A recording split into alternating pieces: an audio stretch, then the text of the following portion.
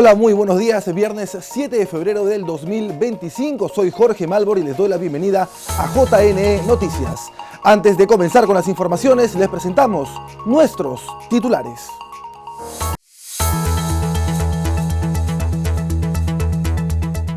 El Jurado Nacional de Elecciones y el Ministro de Economía sostuvieron reunión para asegurar el financiamiento de las elecciones 2025 y 2026. JNE fiscalizó padrón inicial para las elecciones municipales complementarias en Pión y Ninabamba. Y en la entrevista de hoy, el JNE te explicará cómo será la distribución de escaños del Congreso bicameral.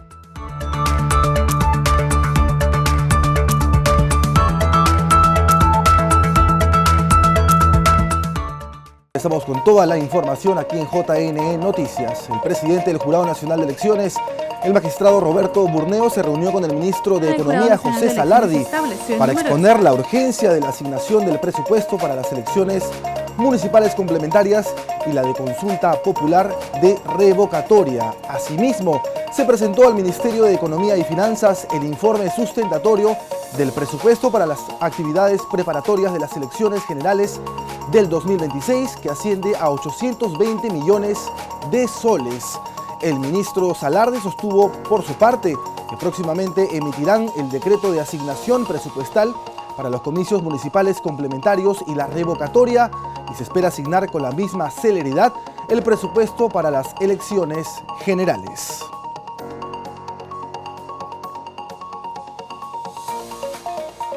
Y como lo señala la Ley Orgánica de Elecciones, el Jurado Nacional de Elecciones cumplió con establecer la distribución de escaños para el próximo Congreso bicameral, que estará conformado por 190 representantes. Después de la nota tenemos una entrevista aquí en el set. Vamos con los detalles. El Pleno del Jurado Nacional de Elecciones estableció el número de escaños en el Congreso que corresponderá a cada uno de los 27 distritos electorales del país, conformados por los 24 departamentos, Lima Provincias, la Provincia Constitucional del Callao y peruanos residentes en el extranjero, esto en el marco de las elecciones 2026. Se precisa que el legislativo estará conformado por 60 senadores y 130 representantes para la Cámara de Diputados. En esta línea, para el Senado se establece una primera distribución de 30 escaños para la elección por distrito electoral múltiple, asimismo un escaño a cada circunscripción, con la excepción de Lima Metropolitana, a la que se le asignan 4 escaños. Respecto de los otros 30 escaños del Senado, se precisa que su elección sería en distrito electoral único nacional, con el voto de la totalidad de los electores que forman parte del padrón electoral de nuestro país. En cuanto a los escaños de la Cámara de Diputados, se hace una primera distribución de 28 escaños. Se otorga una curul a cada circunscripción, con excepción de peruanos residentes en el extranjero, a la que se le asigna directamente 2 escaños. Los otros 102 escaños de la Cámara de Diputados se distribuirán de manera proporcional al número de electores de las otras 26 circunscripciones, sumando así los 130 que conformarán la Cámara de Diputados del renovado Parlamento.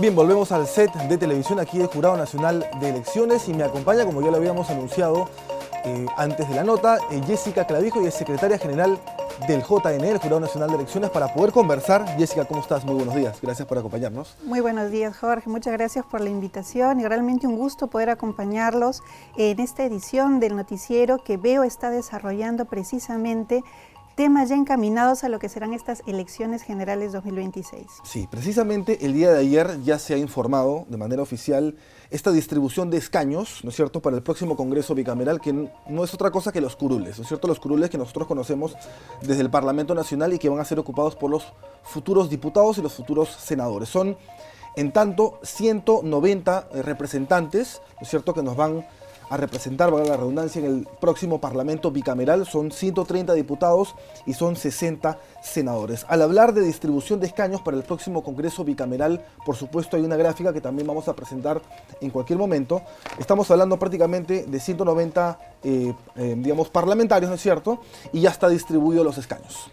Así es. Mira, Jorge, creo que en primer término me gustaría comentarle a la ciudadanía que nosotros ya estamos trabajando en todo lo que son las actividades preparatorias de estas elecciones generales 2026. Si bien es cierto, la convocatoria será hacia el mes de abril de este año, ya no falta además mucho, la maquinaria ya está activa, porque nosotros debemos ya organizar tanto temas logísticos, personal y también emitir la reglamentación correspondiente. Tú recordarás que hace poco, precisamente el 15 de enero de este año, ya salió promulgada la ley 32.245, que establecía también algunas precisiones en relación a lo que será este retorno a la bicameralidad. En ese sentido, el Jurado Nacional de Elecciones debe ir ya tomando acción sobre lo que es el marco vigente y la reglamentación y las disposiciones normativas para que además no solo la población, sino sobre todo también las organizaciones políticas conozcan las reglas claras de lo que serán estas elecciones 2026. En varias misiones de observación, Jorge, te comento, varias de las recomendaciones que iban brindándonos los observadores era la necesidad de contar con reglas claras.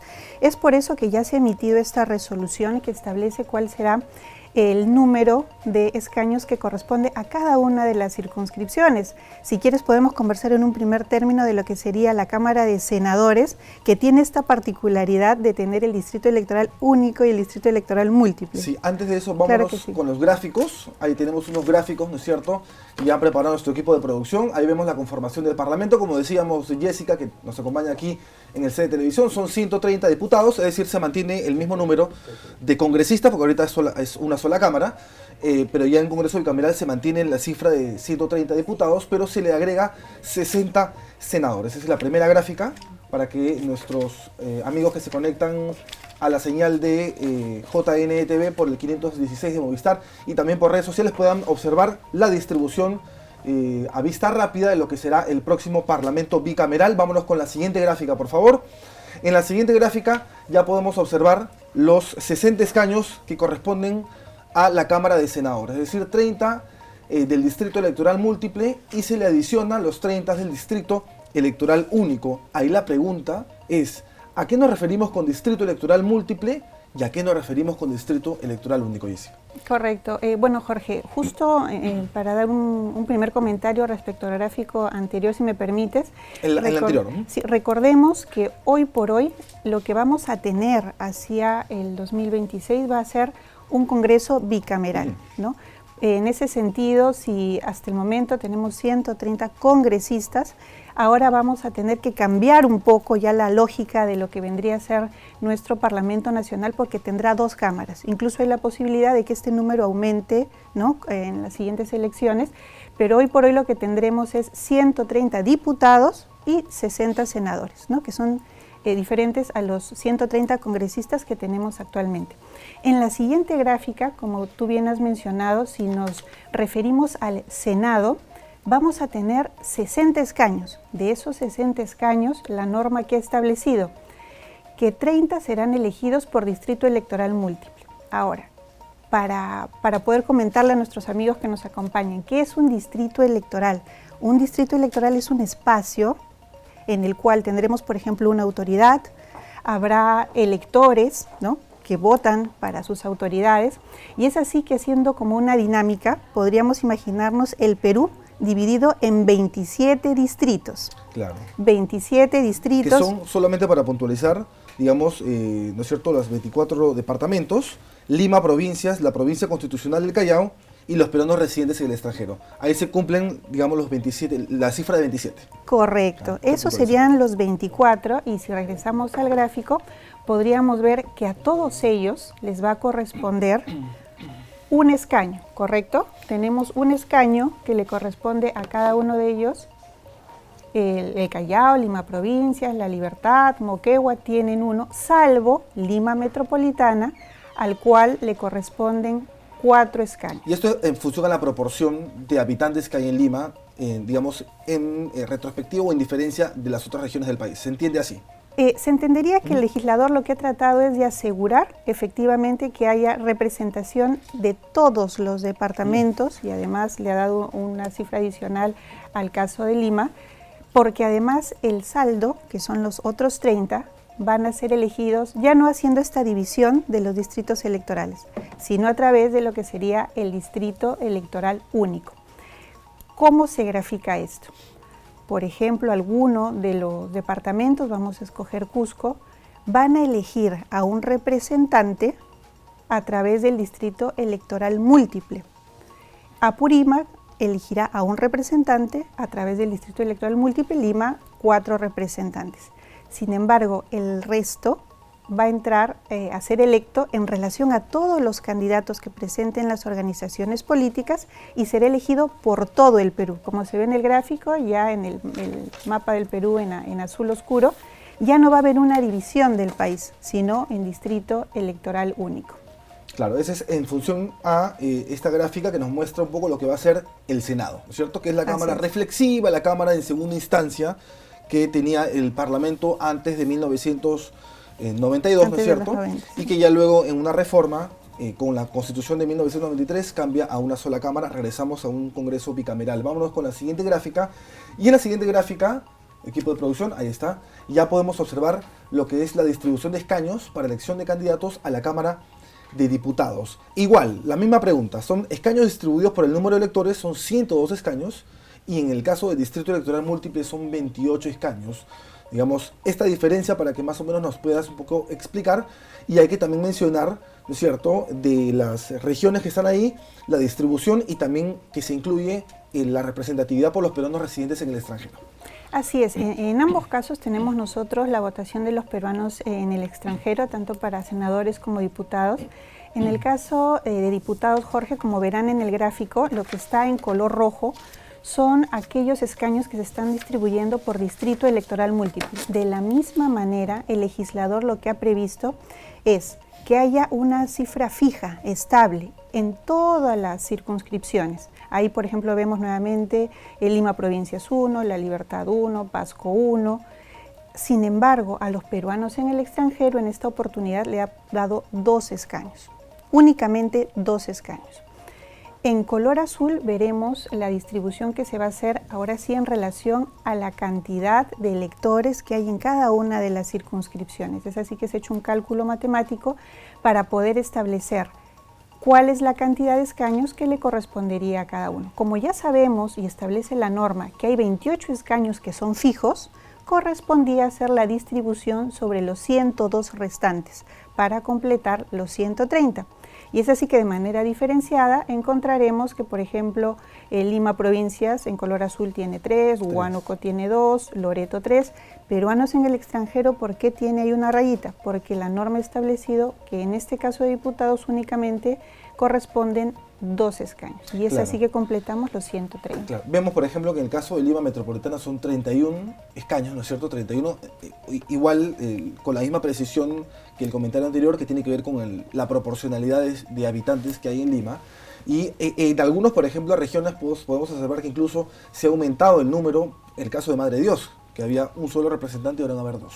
Claro, en el caso de Lima, si lo ven en el gráfico, tenemos, si bien es cierto, 31 que son escaños en base a la proporción. Hay uno adicional que es el que ha establecido el legislador como fijo. Entonces en Lima Metropolitana tendremos 32. Y en el caso, por ejemplo, de Madre de Dios, efectivamente ahora le corresponden 2 escaños, lo cual es un aumento en relación a las elecciones anteriores, ¿no?, que tenía un solo escaño. Claro, ya para ir cerrando la entrevista, Jessica, justo quería hacerte una consulta en función a cómo se determina, digamos, los que postulan, ¿no es cierto?, al Congreso bicameral, al Parlamento bicameral, es quiénes van al distrito múltiple y quiénes van al distrito único. Se entendería que eso lo eligen los partidos.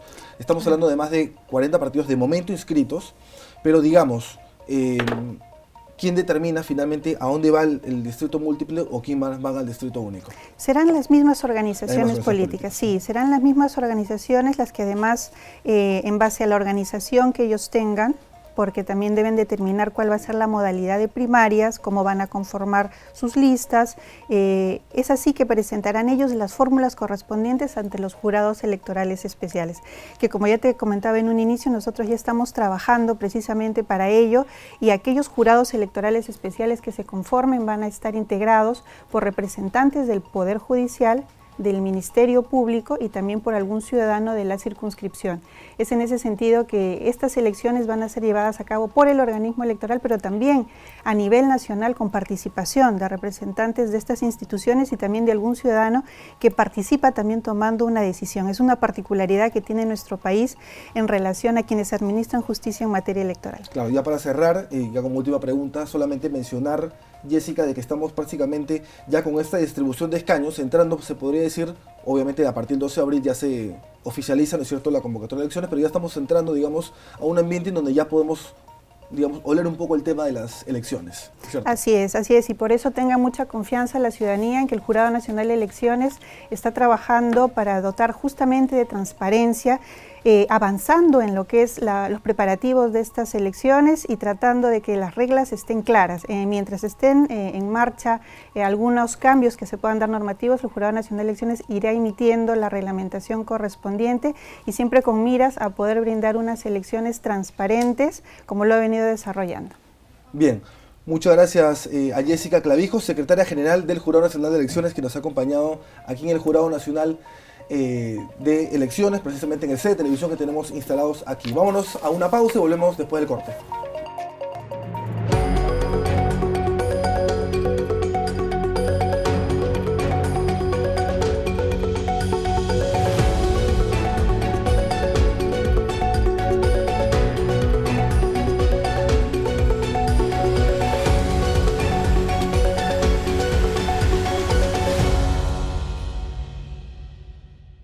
Bien, volvemos a JN Noticias. No se olvide seguirnos también por nuestras redes sociales y nuestra señal de YouTube. Ahora vamos a las redes sociales en nuestro segmento Sucede Ahora. Ahí vemos entonces la cuenta oficial de la OMPE. Dice 5 datos claves sobre las elecciones internas con miras a las elecciones municipales complementarias del 2025. Son 5 datos claves, entre ellos el que vamos a resaltar como punto número 1. Dice: la Oficina Regional de Coordinación de Cajamarca será la responsable de organizar y ejecutar las acciones internas de partidos políticos con miras a las elecciones municipales complementarias del 2025. Ojo, estas elecciones complementarias de 2025 se desarrollarán el 28 de septiembre de este año. Tenemos una nota con la que vamos a ampliar esta información más adelante, pero lo que podemos resaltar aquí por nuestras redes sociales es esta publicación de la OMPE que habla acerca de que la Oficina Regional de Coordinación de Cajamarca se encargará de organizar y ejecutar las elecciones internas de partidos políticos con miras a las elecciones complementarias municipales del 2025. Seguimos con la información. Y los distritos de Pión y Ninabamba en la región de Cajamarca realizarán las elecciones municipales complementarias de este año. Conozca aquí el cronograma electoral de estos comicios y sus actividades para este mes de febrero. Veamos. Este 28 de septiembre, los electores de los distritos cajamarquinos de Pión y Ninabamba volverán a las urnas por cuarta vez para participar en las elecciones municipales complementarias. Pero, ¿cuáles son las actividades iniciales que se deben cumplir antes de la jornada electoral? Según el cronograma establecido, el 23 de noviembre del 2024 se realizó la convocatoria de este proceso electoral. A partir de esta fecha, corrieron los hitos electorales. El 20 de diciembre pasado se realizó el cierre del padrón electoral por parte del RENIEC. Este padrón es la relación de ciudadanos hábiles para votar. Paralelamente, las organizaciones políticas debieron presentar hasta el 27 de diciembre sus padrones de afiliados al Registro de Organizaciones Políticas del Jurado Nacional de Elecciones. El pasado 20 de enero del 2025, el ROP remitió al RENIEC las fichas de afiliados de las organizaciones políticas para su verificación. Para el 15 de febrero, el RENIEC deberá remitir al Jurado Nacional de Elecciones el padrón preliminar de electores que participarán en este proceso electoral.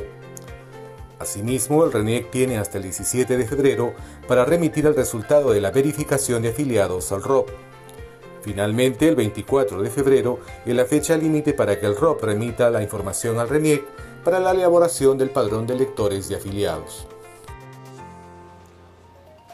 9:24 de la mañana y el Jurado Nacional de Elecciones fiscalizó la lista de padrón inicial remitida por el RENIEC a fin de constatar la veracidad de los domicilios de los electores habilitados para los comicios municipales complementarios 2025 en los distritos cajamarquinos de Pion y Ninabamba, es decir, lo que decíamos antes en la nota. En ese sentido, los fiscalizadores verificaron que el padrón se encuentre publicado en zonas de alto tránsito de los mencionados distritos, así como en el portal web del RENIEC. También visitaron los registros civiles para el recojo de las actas de defunción de ciudadanos fallecidos recientemente y se verificó los cambios de domicilio. Hay que precisar que el Jurado Nacional de Elecciones tiene hasta el 2 de marzo, ojo, 2 de marzo, para la aprobación del padrón electoral definitivo para estos comicios. Y la OMPE autorizó a la Oficina Regional de Coordinación de Cajamarca la organización y ejecución de los comicios internos con miras a las elecciones municipales complementarias del 2025. Tenemos una nota, vamos a ver. Las elecciones municipales complementarias 2025, la OMPE autorizó a la Oficina Regional de Coordinación de Cajamarca la organización y ejecución de los comicios internos de este proceso electoral. Las elecciones municipales complementarias 2025 se realizarán con la finalidad de elegir alcaldes y regidores de los consejos municipales de los distritos de Pion y Ninabamba para el periodo 2023 y 2026.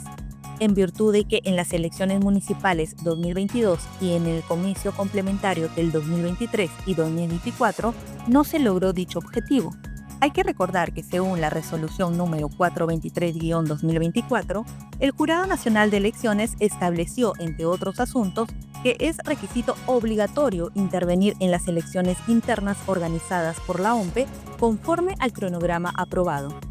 Cabe precisar además que el 2 de abril de este año es fecha límite para que el Jurado Nacional de Elecciones entregue la lista de precandidatos presentados por las organizaciones políticas.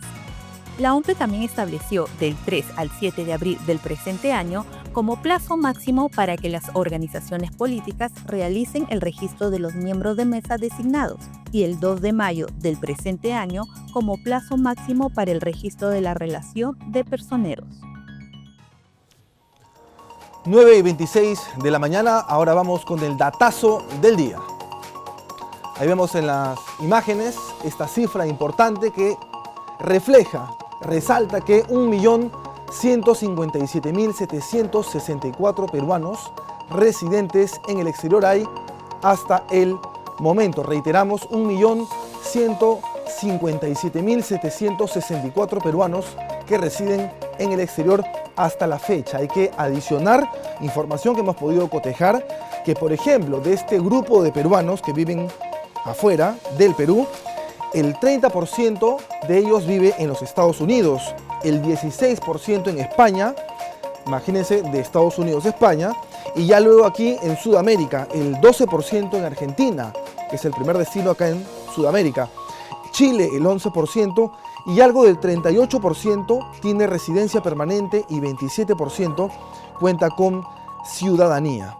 Entre el 2010 y el 2024, ojo, es el periodo de 14 años, más de 230.000 conciudadanos volvieron al exterior y no han regresado a los países a los que emigraron hace algunos años. Ese es el dato del día, entonces, 1.157.764 peruanos residentes en el exterior. 9:28. Y en la siguiente nota sepa cuáles son los principales cambios al financiamiento privado que reciben las organizaciones políticas. Las reglas entran en vigencia para las próximas elecciones del 2026. Vamos a ver. Recientemente el Congreso de la República realizó cambios a la norma referente al financiamiento privado de las organizaciones políticas. Dicho mecanismo remite que los partidos reciban aportes o ingresos procedentes de fuentes privadas de cara a las elecciones del 2026. Y pueden hacerlo mediante contribuciones en efectivo o en especie de una persona natural o empresas y que no superen en un año el equivalente a 200 UITs por aportante para cada partido, lo que equivale a 1.070.000 soles. Todo aporte que supere el 25% de la UIT se realiza a través de entidades del sistema financiero. Los aportes privados en especies y los que no superen el 25% de una UIT se realizan mediante recibo, que debe figurar el monto, las firmas del aportante y del tesorero o el responsable de campaña. Los ingresos obtenidos por la realización de actividades proselitistas provenientes de aportes en efectivo no deben exceder los 200 UIT. Estos ingresos se registran en los libros contables de la organización política. Y la agrupación política identifica a los aportantes de las actividades proselitistas y remite la información a la OMPE para que realice la supervisión. Es preciso señalar que la OMPE indicó que realizarán los controles correspondientes al financiamiento privado que recibirán los partidos políticos, de acuerdo a los cambios aprobados en el Congreso, y por ello trabajarán en conjunto con la Superintendencia de Banca y Seguros.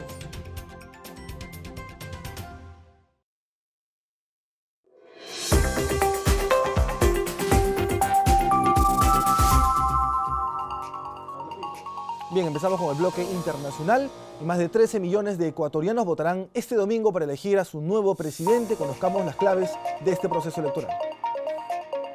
Ecuador está a 2 días de unas elecciones presidenciales en las que los favoritos, según los sondeos, son la abogada Luisa González de Revolución Ciudadana y el actual presidente Daniel Noboa, quien llega a este proceso electoral en medio de una disputa con su vicepresidenta Verónica Abad. Una encuesta de Ipsos publicada el 29 de enero mostró que el 45,3% de los votantes opta por Daniel Noboa, de Acción Democrática Nacional, mientras que el 31,3% por González. Detrás de estos dos candidatos se encuentra Andrea González con 5,1% y Leonidas Issa con 2,4%. Cabe precisar que en Ecuador el sufragio es obligatorio para los ciudadanos de 18 a 65 años de edad que se encuentren en el registro electoral. En el caso de los ciudadanos de 16 años a menos de 18 años y los mayores de 65 años, el voto es opcional. La multa por no votar equivale al 10% del salario básico unificado. Por otro lado, la inteligencia artificial ha invadido y manipulado diversas publicaciones, donde se ataca la imagen de los candidatos a las elecciones presidenciales del domingo. La desinformación aterrizó en la campaña presidencial de Ecuador con un inusitado ingrediente: el uso cada vez más sofisticado de la inteligencia artificial, capaz de suplantar candidatos de manera casi imperceptible para enlodarlos.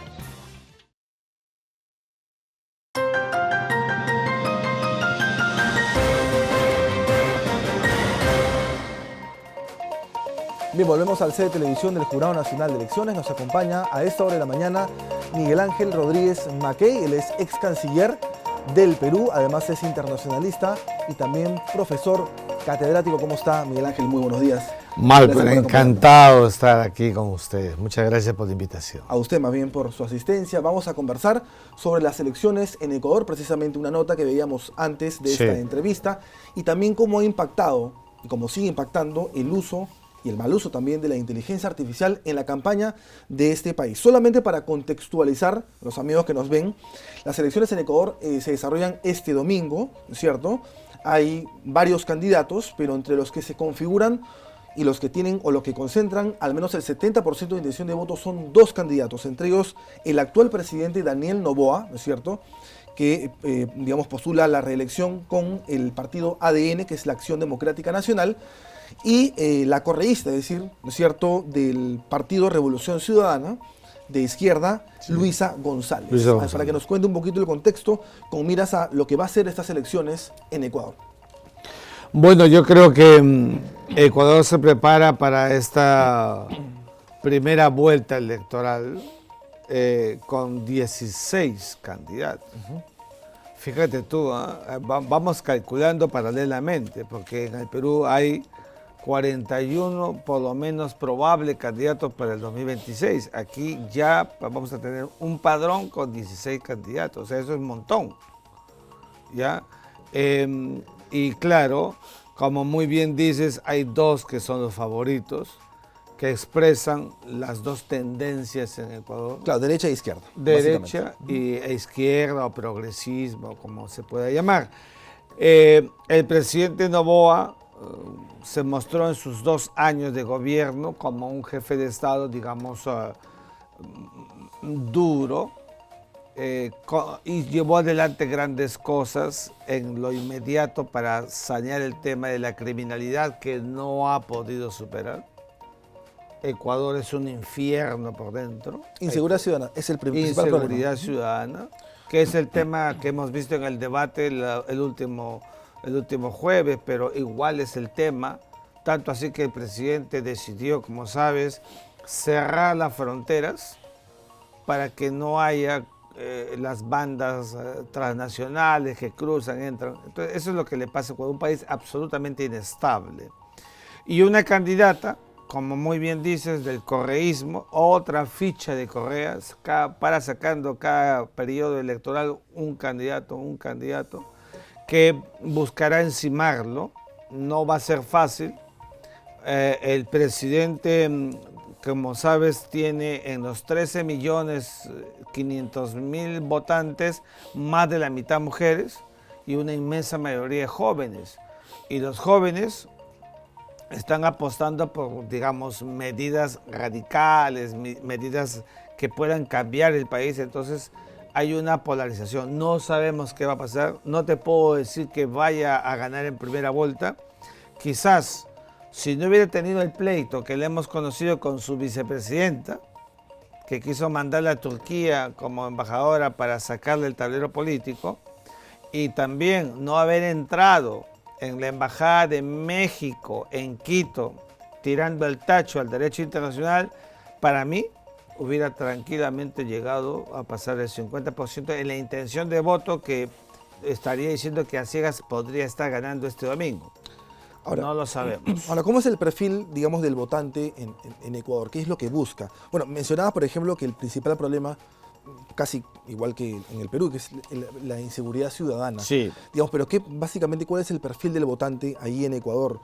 Más o menos son 13,7 millones de ecuatorianos los que están habilitados para votar este domingo. Yo te decía que son ese número de votantes, te decía que la mayoría, que son más mujeres que varones, pero ojo, también votan de manera obligatoria de 18 a 65 años de edad, pero también es optativo para aquellos que están entre 16 y 18 años. O sea, es un grupo muy grande de jóvenes, de jovencitos, de adolescentes jóvenes en Ecuador, y después de los 65 también votan de manera opcional. Ahora, yo veo en los jóvenes ecuatorianos, he viajado a Ecuador en varias oportunidades, he tenido contacto con universidades. Los jóvenes están en una etapa, no solamente en Ecuador, en la región, de buscar innovación, cambio. Hablan mucho de la innovación, hablan mucho del emprendimiento. Entonces, ahora Ecuador tiene dos candidatos jóvenes. Luisa González es una candidata joven, y Daniel Noboa también. Ya no hay viejitos, ya no hay gente madura, no. Entonces quizás los estereotipos que están buscando los jóvenes esté allí apuntalado, y eso explica por qué los otros 14 o 13 candidatos están prácticamente desplazados. Claro. Ahora, estas elecciones son muy parecidas a las que van a desarrollarse o las que se desarrollan aquí en el Perú. Es decir, aquí por ejemplo son 5 años de gobierno presidencial, allá son 4, ¿no es cierto? Pero en estas elecciones del domingo también van a elegir a sus parlamentarios. Sí, son parecidas porque en Ecuador, para que sea ungido en primera vuelta, tiene que ganar con el 50% de votos. En el Perú, 50% más uno. Mira la diferencia. En primera vuelta... Eso lleva una segunda vuelta. Así es. No, o sea, si saca 50%, solo 50% ya es presidente. Ya es presidente electo. Pero también lo puede ser en primera vuelta si obtiene el 40% de los votos.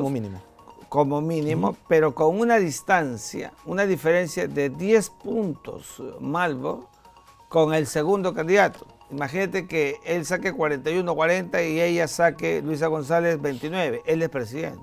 Claro. Entonces, en el Perú no funciona esa es la diferencia. Tú me preguntas por la diferencia. Claro. Entonces, claro, habrá segunda vuelta, lo más probable, no lo sabemos. No quiero ser Nostradamus ni leer cartas, pero habría que ver. Si no, el 13 de abril será la segunda etapa de del proceso electoral ecuatoriano. Claro, este jueves precisamente, o sea, ayer jueves, se cerró prácticamente la campaña, y también, así igual que acá, también digamos hay un periodo de silencio, ¿no es cierto?, para que no haya discusión política antes del desarrollo de las elecciones. En el caso del tema de la representatividad, acá por ejemplo es un parlamento unicameral, a partir del 2026 va a ser bicameral. Allá más o menos, ¿cómo es el sistema? Estábamos hablando efectivamente, en el caso de la Asamblea Nacional, ahí es Asamblea Nacional, ¿así es? Se eligen ahora los 151 candidatos para ocupar los escaños y se elige también a los 5 miembros del Parlamento andino por Ecuador. Entonces, nosotros también tenemos algo parecido. Elegimos a los congresistas, en este caso por el nuevo formato, diputados y senadores, y también a los 5 representantes del Parlamento andino. Esa es la configuración que tiene Ecuador. Es nuevamente gente que va a entrar al proceso en elecciones y que van a configurar el destino de un Ecuador que sigue, a mi juicio, en una de las etapas más complicadas de su vida republicana, que es la inestabilidad por la criminalidad. Claro, antes de hablar sobre el tema del uso y mal uso de la inteligencia artificial, que por ejemplo se ha visto bastante movido allá en la campaña electoral en Ecuador, quería preguntarte también, aprovechando también tu visita aquí en nuestros estudios, es cómo ves las próximas elecciones. Digamos, falta año y pocos meses para las elecciones generales aquí en nuestro país, que muchos consideran que es una elección sin precedentes por la cantidad de partidos que van a participar, pero también porque se retorna a un yo no sé bicameral. yo no sé si será sin precedentes. A mí me preocupa mucho que en el Perú haya más de 5 o 7 candidatos. Hay 41 en lista y podrían ser más. Tremenda chamba para el Jurado Nacional de Elecciones, que tendrá que hacer, digamos, toda una ingeniería de realización para que el comicio electoral tenga la garantía democrática que corresponde. Pero a mí me da mucha pena eso en el Perú, es una crisis, porque no tenemos partidos políticos institucionales, porque no hemos sabido preparar los cuadros en la conciencia desde la época escolar. Los candidatos que veo en el medio, tú me preguntas por ellos, pues yo no veo candidatos sino solamente tradicionales, sin ningún tipo de apuesta, todo lo mismo, statu quo, confort. Hemos llegado al bicentenario sin poder alcanzar lo que el Perú quiere, que es un país desarrollado. Después de 200 años, con un país que es el tercero exportando cobre en el mundo, tú y yo deberíamos ser una clase media alta o ricos, pues. Pero no pasa eso en el Perú. Entonces, lamentablemente, el proceso de elecciones se va a comenzar a polarizar más de lo que ya está, y con una criminalidad en alza en el Perú que nos da mucha pena porque no hay carácter para cambiar el país. Claro. Inteligencia artificial. Se discute mucho el uso de las tecnologías y la inteligencia artificial, sin duda alguna, de hace elecciones anteriores está cobrando mayor relevancia, y eso se ha visto en Ecuador, con campañas de desinformación, el deepfake, lo que se conoce el fake news, incluso con videos en donde aparecen los candidatos hablando cosas que en realidad no hablaron, ¿no? Entonces, ha habido bastante, digamos, eso es muy peligroso. Es muy peligroso, pero también es beneficioso. ¿Cómo ve, digamos, el uso de inteligencia artificial como herramienta, y también cuando se utiliza? Mira, si fuera una herramienta buena, provechosa y positiva, enhorabuena. Todo lo que sea tecnología y desarrollo de inteligencia artificial. Pero si uno mira los estándares o las estadísticas, quiero decir, de lo que vemos en el mundo, la inteligencia artificial está siendo usada según objetivos claros de grupo, de personas, de lo que se quiera. Si queremos presentar a alguien que está conversando con otra cuando no lo es en realidad, lo van a hacer. O sea, hay un mal uso de la inteligencia artificial, y esto no es nuevo, ya se ha venido diciendo en el sistema internacional. ¿Y debería delimitarse, digamos, el uso, o debería de permitirse hasta cierta etapa? Lo que pasa es que la inteligencia artificial, Malvo, forma parte de un vacío, una laguna jurídica del mundo de la cibernética, del ciberespacio, de Internet. Estamos todavía, no solamente en el Perú, por favor, en el mundo, en la época de los picapiedras, hablando en términos del derecho. O sea, hay mucho vacío, mucha laguna, mucho defecto y mucha deficiencia de la ley. Por eso es que en Ecuador, en el proceso que estamos viendo, ha habido mucha desinformación, mucha queja social, porque se dice una cosa cuando no es verdad, creyéndola. O sea, se manipula y se engaña a la gente, y se usa mucho en procesos electorales, o se está usando en procesos electorales. Si se usa en Ecuador, tenemos que mirar el espejo para que no pase en el Perú, como puede pasar en otra parte, y como ha estado pasando en Europa, como ha estado pasando en Estados Unidos. Bien, muchas gracias entonces a Miguel Ángel Rodríguez Mackey, quien nos ha acompañado aquí en los estudios de Jurado Nacional de Elecciones. Hasta aquí el noticiero, gracias por acompañarnos en JN Noticias, y nos reencontramos la próxima semana en el 516 de Movistar Televisión y nuestras redes sociales, también como la señal de nuestros canales aliados. Hasta el lunes, con permiso, buenos días.